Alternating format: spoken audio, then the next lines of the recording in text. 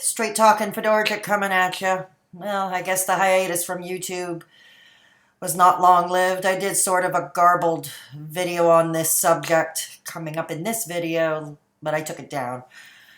So I thought I would do something semi more organized. No, I did not prepare a script, so you might be hearing the stuttering or the word loss that I usually get, because it is part and parcel of what I am talking about. So maybe this time some examples wouldn't harm. I wish I could say this video was clickbait. It's not. I have early onset frontotemporal dementia. I was diagnosed with it at the age of 48 in 2017. And that indeed replaced the diagnosis of borderline personality disorder, which I knew I never had. Because as I've mentioned before, long before the sick leave in 2014, I saw a psychiatrist from the age of 17 to the age of 36, the same psychiatrist. And those are the years, those crucial years that conditions like BPD, borderline personality disorder, would be diagnosed, would manifest themselves. But my psychiatrist was one tops in his field. He was a little bit unorthodox, but in a good way, and it worked for me. So that is why I never felt the diagnosis was fair for BPD at all. And I also had another strange diagnosis from the people who ran that idiotic DBT program I was in. Something like schizoaffective, schizoid features, whatever.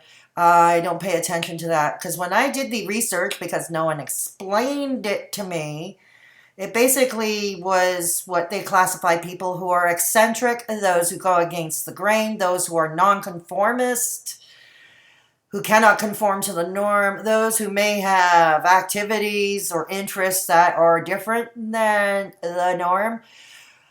Basically, in my case, they thought I was bizarrely dressed. I love my hats. I love my weird purses. I wear loose-fitting clothes because I really don't function well in form-fitting clothes, not since I had packed on the weight and became overweight. No. And because I like to read tarot cards. So it leads me to wonder if that doctor at the Allen, what do you think? People who earn their living as psychic mediums or tarot card readers or numerologists, what do you think they all had this schizo thing?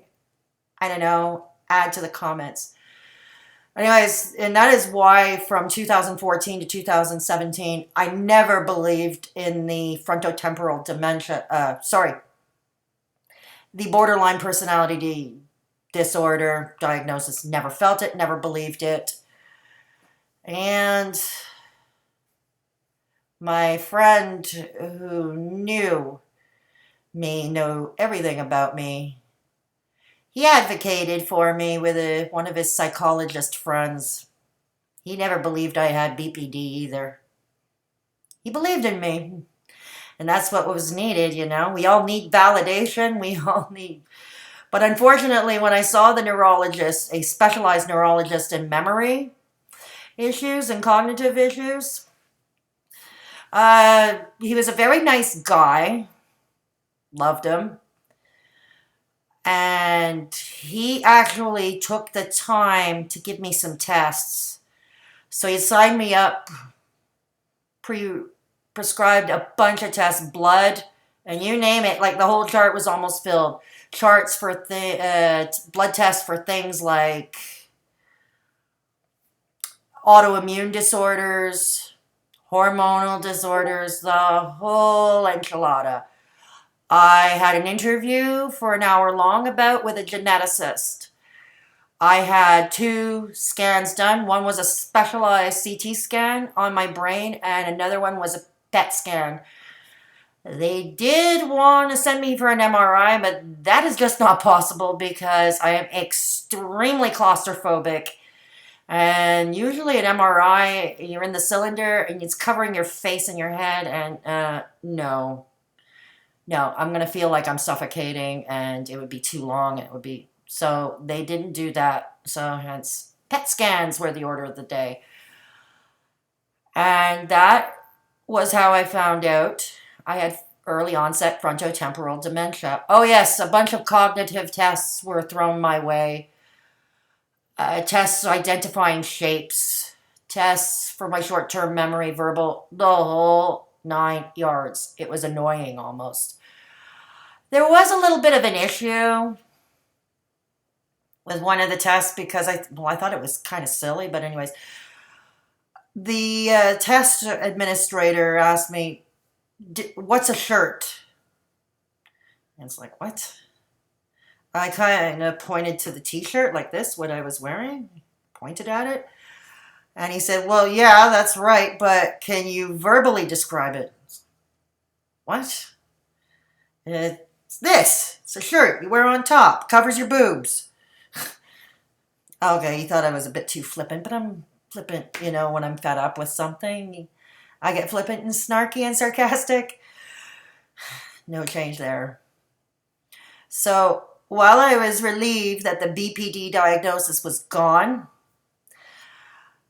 it did not provide comfort for obvious reasons that it was replaced by early onset frontotemporal dementia, not by a long shot.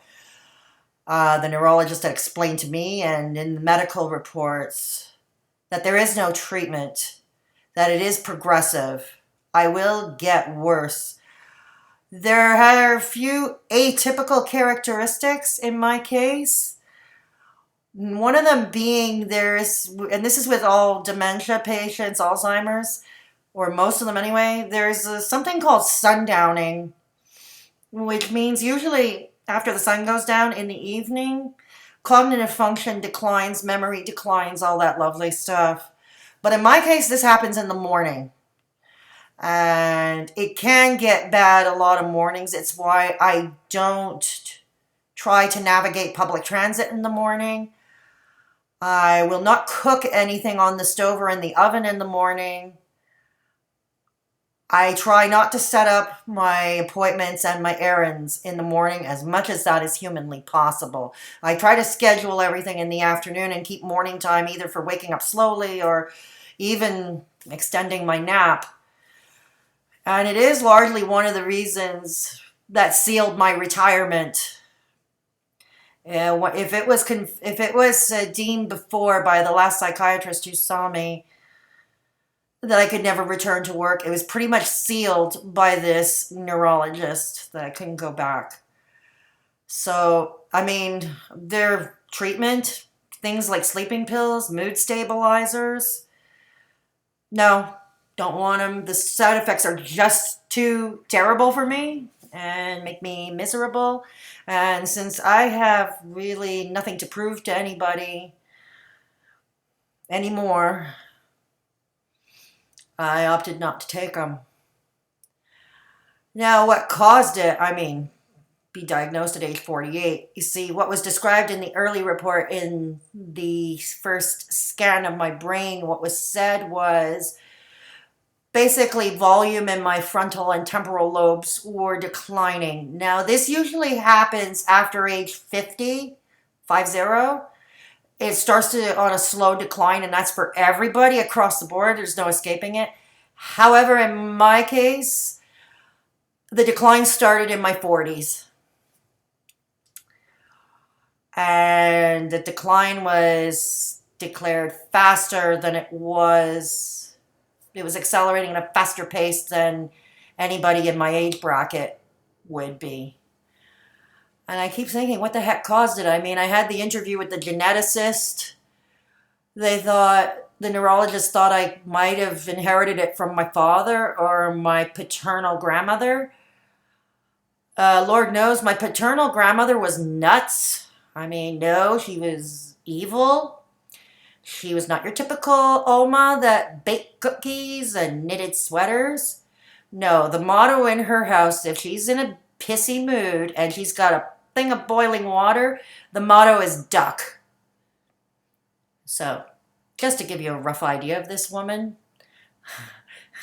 Another example is, when I was 11, I spent a day staying still, hiding under a bed just to avoid her.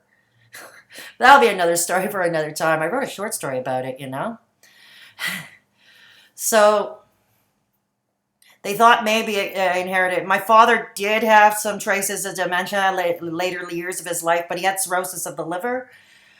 Alcohol is what did it, plus unmanageable diabetes. His liver failure was failing at such a rate that he was not only getting ascites in his belly and in his legs, that's the fluid buildup in the legs and in the stomach, because the liver can't filter out the toxins. So it's going to go somewhere where it shouldn't, really.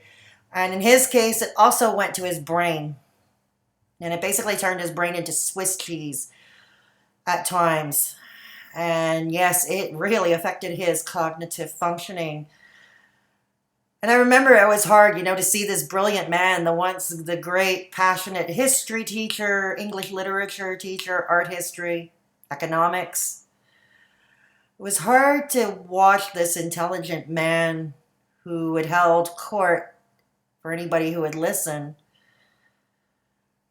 dwindle down to the point where he could have trouble getting himself dressed. What order do we put the clothes on? Do we put the underwear on before the clothing or vice versa? And that was just one of the issues that struck me really hard back in the day. Anyways, fast forward back to 2017 and the geneticist, because the neurologist believed it was inherited from my father's side of the family. The geneticist said it was inconclusive because both my father and my Oma had long since passed away and cannot be interviewed. And the other thing was my father's dementia is more than likely linked to all his drinking and the cirrhosis of the liver, which was advancing, and the unmanageable diabetes. In my case, I don't know. Nobody seems to know what caused it. I happen to wonder, though, and I guess that's another reason why it's important, the upcoming project that I've been working on growing up with learning disabilities and developmental delays. That's probably going to be one of the most important projects I ever do in my YouTube career. And I want to tell the story while I can still remember it. But I think I might be worth researching. But I wonder if those with learning disabilities, like dyslexia, is there a correlation between that and early onset dementia, whether it's frontotemporal or another sort, or early onset Alzheimer's? Is there a correlation? I don't know if there's anybody here watching it. I'd be interested in knowing. Leave it in the comment section below if you know something. The other possibility I wonder, and it hits me, many of you here know that I'm 20 years straight. Okay, I've been off coke and speed for 20 years. And I wonder if sniffing all that speed and coke for over a decade before quitting for good, I wonder if that too affected my brain. Well, obviously it had to have in some shape or form. It had to have. But could there be a correlation between my past drug use and the frontotemporal dementia? Might be worth researching, I don't know.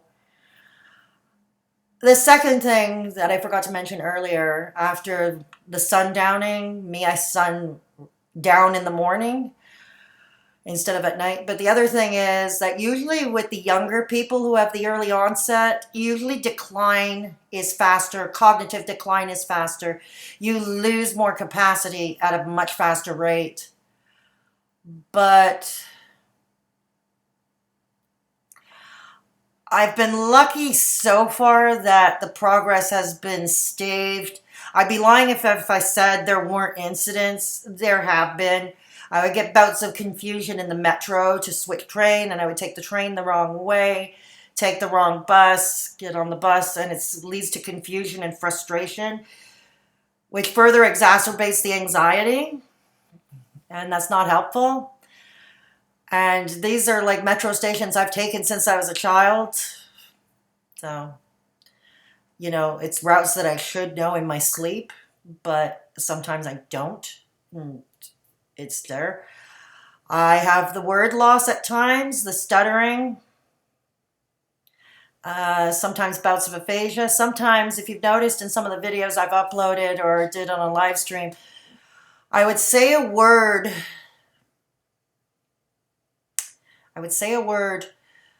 That was not the word I meant to say. Okay. And that too has been increasing in frequency, saying a word I don't mean to say. It has been increasing in frequency. So I'd be lying if I said I wasn't terrified. And what terrifies me more, I mean, I know this is